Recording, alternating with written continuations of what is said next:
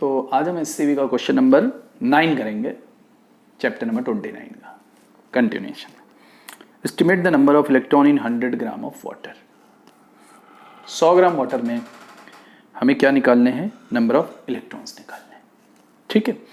How much is the total negative charge on these electrons, और उन electrons पर कितना नेगेटिव चार्ज होगा ये हमें करना है। ठीक है ना।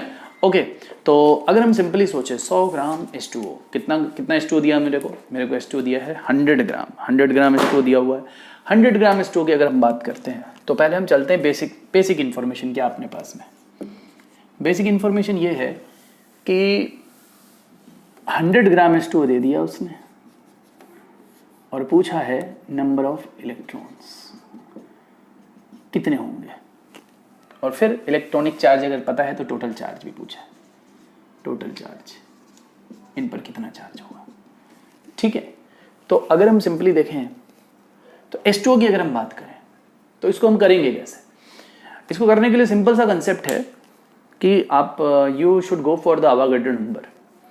अवागाड्रो ने क्या स्टेटमेंट दिया था? उन्होंने कहा था कि आप कोई भी मॉलिक्यूल ले लीजिए या कोई भी एटम आप ले लीजिए, कोई भी मॉलिक्यूल या एनी मॉलिक्यूल और एनी एटम। अगर आप किसी भी मॉलिक्यूल या किसी भी एटम को लेते हैं तो अगर आपने उसका 1 मोल ले लिया, कितना? 1 मोल। अगर आपने किसी मॉलिक्यूल या किसी एटम का 1 मोल ले लिया तो उसके 1 मोल में कितने नंबर ऑफ मॉलिक्यूल्स होंगे? वो होंगे 6.023 इंटू 10⁻³ अगर वो एटम है तो नंबर ऑफ एटम्स, अगर वो मॉलिक्यूल है तो वो मॉलिक्यूल। जैसे मैं बात करूं अगर कॉपर की, तो कॉपर एक एटम है। अगर मैं बोलूँगी कॉपर का 1 मोल ले लो तो कॉपर के 1 मोल के अंदर कितने नंबर ऑफ एटम्स होंगे ये पता चलेगा। अगर मैं H2O की बात करूँ या किसी और NaCl की बात करूँ, ये सब क्या है? मॉलिक्यूल्स हैं। तो इस अगर H2O का 1 मोल लूँगा तो मैं मॉलिक्यूल की बात कर रहा हूँ। इसका मतलब ये हुआ अगर 1 मोल ले रहा हूँ मैं, ठीक है, 1 मोल ले रहा हूँ मॉलिक्यूल का, तो इतने नंबर ऑफ मॉलिक्यूल्स होंगे। ठीक है। सिंपली अब हम देखते हैं कि H2O का 1 मॉलिक्यूल 1 मोल होता कितने का है? तो H2O का 1 मोल होता है 18 ग्राम का। 18 ग्राम का 1 मोल होता है। 1 मोल H2O अगर हम लें तो 1 मोल H2O का होता है 18 ग्राम का। इसका मतलब क्या हुआ? इसका मतलब यह हुआ कि अगर आप 18 ग्राम H2O लोगे, अपने हाथ में मैंने मान लो 18 ग्राम H2O ले ली, तो इस 18 ग्राम H2O के अंदर अगर मैं देखना चाहूँ कि कितने H2O के मॉलिक्यूल्स पड़े हुए हैं, जैसे मैंने यहाँ पर मान लो 18 ग्राम H2O ले लिया, ठीक है, ये मेरा मान लो 18 ग्राम H2O है, ठीक, जो कि H2O का 1 मॉलिक्यूल है। तो यहाँ बहुत सारे मॉलिक्यूल्स होंगे। ठीक है ना। ये सब मॉलिक्यूल्स हैं, मान लो ये सब मॉलिक्यूल्स हैं। तो ये कितने H2O? ये सब हैं क्या? ये सब H2O हैं। All these are H2O। ये सब H2O के मॉलिक्यूल्स मिला करके कुल कितने होंगे? क्यों? क्योंकि 18 ग्राम का 1 मोल है H2O का। ठीक है ना। तो सिंपल सी बात है, 18 ग्राम अगर H2O लिया तो उसमें नंबर ऑफ मॉलिक्यूल्स होंगे कितने? वो होंगे अवागाड्रो नंबर के इक्वल। ठीक है ना।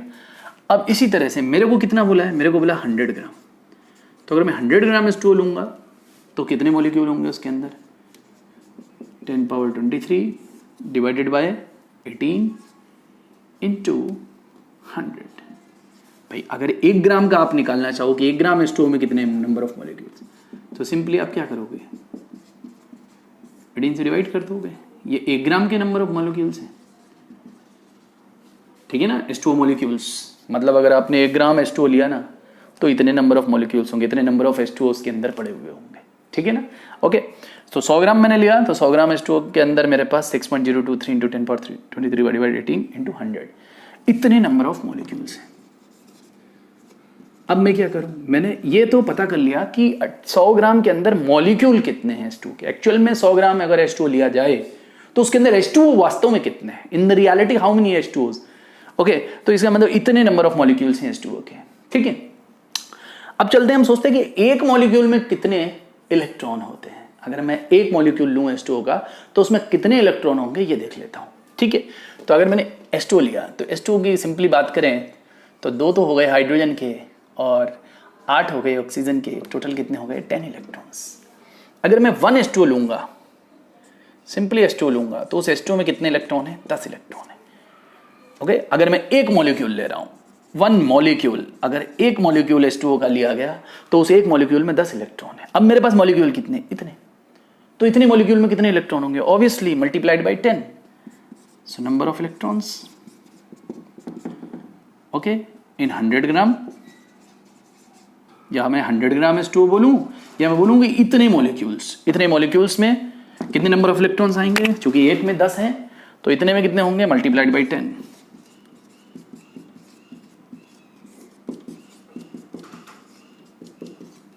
ठीक है, ये तो मेरे पास क्या आ गए, ये तो मेरे पास नंबर ऑफ इलेक्ट्रॉन्स आ गए। इसको सॉल्व कर लेंगे, this will give what, number of electrons. अब कितना इलेक्ट्रॉनिक चार्ज है, इसको किससे मल्टीप्लाई कर देंगे, एक इलेक्ट्रॉनिक चार्ज से हम क्या कर देंगे, मल्टीप्लाई कर देंगे, we will get the answer. तो हमने क्या देखा कि number of electron in 100 gram of H2O is what, इतने इलेक्ट्रॉन्स हैं।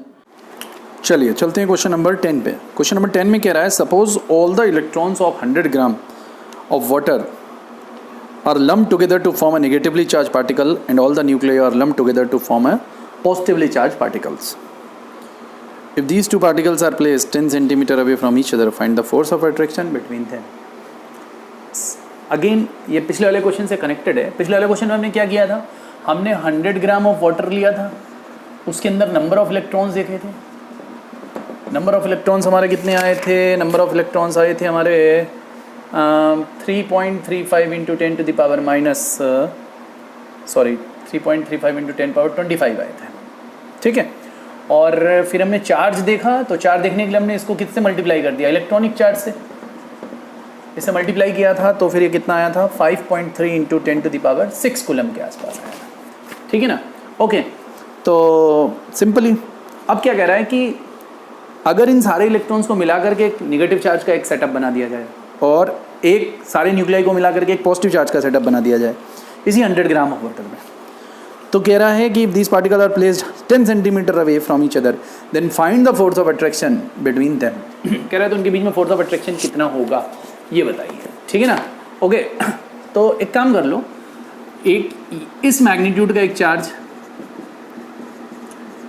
और एक और charge, it's very simple question.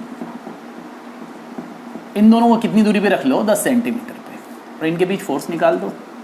Force कितना होगा, 9 इंटू 10 पावर 9 1/ε0 की value into Q1 Q2 5.3 into 10 power 6 of square.